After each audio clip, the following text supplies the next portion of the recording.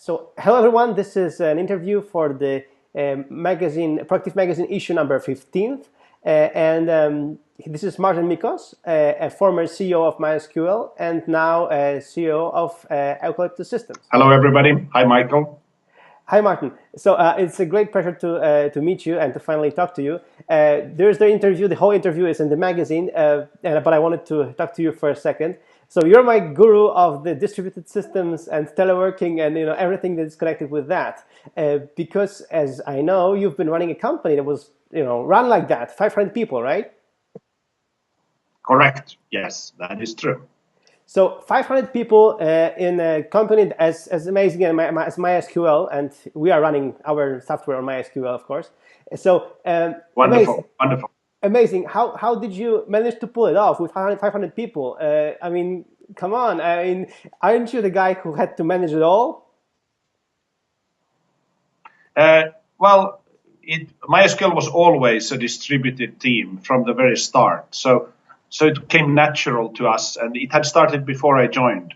And then I would say leadership and management is always difficult.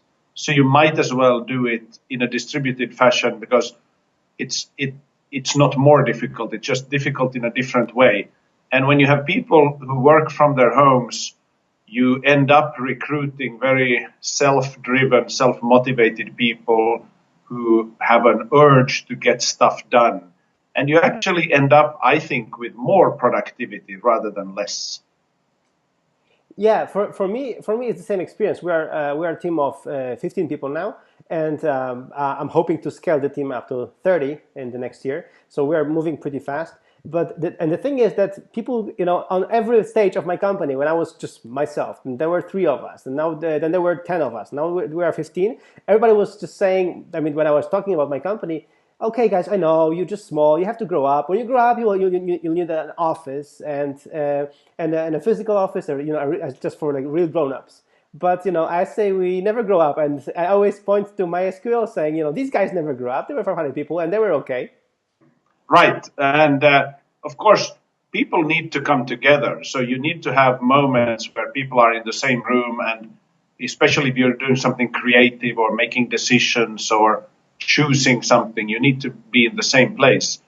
And you also need an office for official documents and maybe servers and other things. So I'm not saying you don't need an office space, but I am saying that you don't need to have a work culture where every day you go into an office, because today technology is so advanced. You can do most of your work from a coffee shop or a hotel lobby or your home or traveling, and it just liberates the human being so much.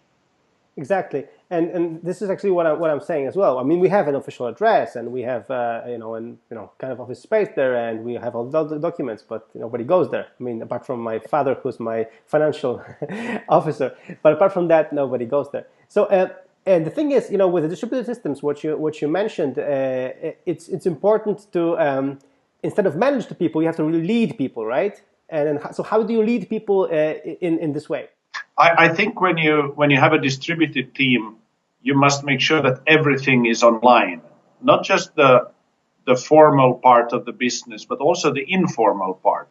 You must share your personality and your behavior online so that your colleagues can see you as a human being and not just as a professional who sends emails or something. But you have to go all in. You have to be in that online world with everything so that people can understand your strengths and weaknesses and understand that you are a human being with all that comes with it. And you may share your hobbies or something. And then it becomes as rich an environment as chatting with somebody at the lunch break in an office. Yeah, I totally agree. Like for example, just last week we had a company reunion where everybody came to the same place, and it was great that we could spend time together. Mm-hmm. And what I really liked about what you said in one of the presentations that you did is that when you work, in a distributed system, that you actually like to meet together. I mean, you like to meet and hang out together because normally you don't do that. So like people, we are always looking forward to our company meetings instead of normally companies when they spend their week together, they don't look forward to any company meeting because they already spend this time with these people. Exactly. I was just going to say that that's so true.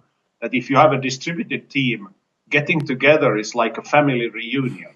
You love being together because you haven't seen each other. But in traditional companies, when they have an offsite, many people go out and try to get away from their colleagues because they've seen so much of them. Exactly, and I also like about productivity in such systems that in our case, like we don't install webcams or these kind of things. I mean, everything that people deliver is proof that their work. So it's really hard to fake it. And you said that it's really easier to fake it in the office, right? Yes, exactly. And those who work from home, they don't want to fake it. They have an inner desire to be productive. Yeah, because they want to show what they produce. They want to show the efforts of their work, and they want to see it there, right? Right. Yes. Exactly. So this is another thing that when you work remotely, you can feel lonely, and especially if you're a leader, you also need somebody to support you, right? So I remember that you said that you always need somebody to like external validation from someone when you're a leader, especially. Yes.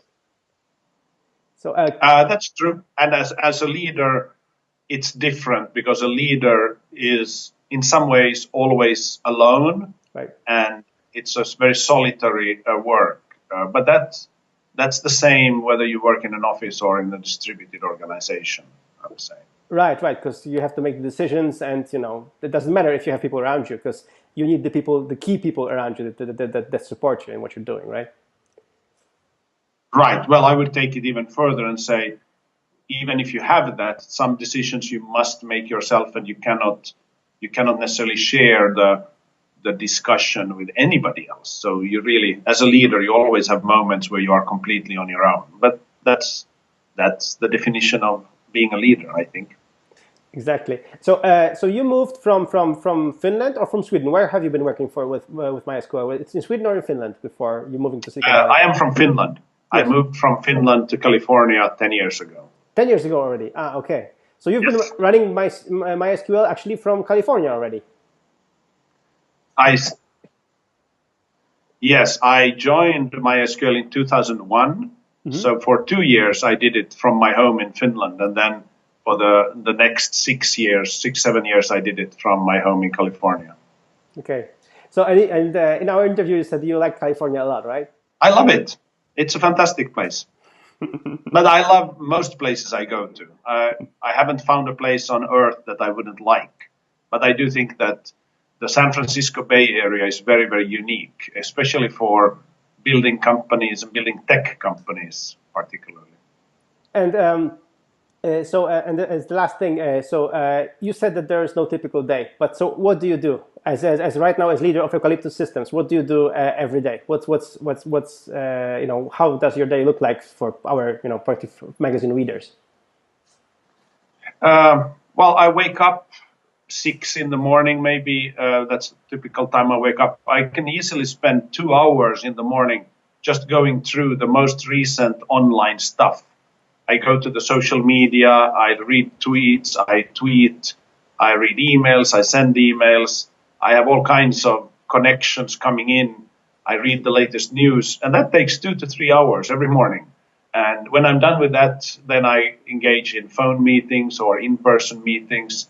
And then later in the afternoon, then I have time for sort of more concentrated work, writing a longer text or making a plan or thinking through some difficult problem that requires my complete concentration.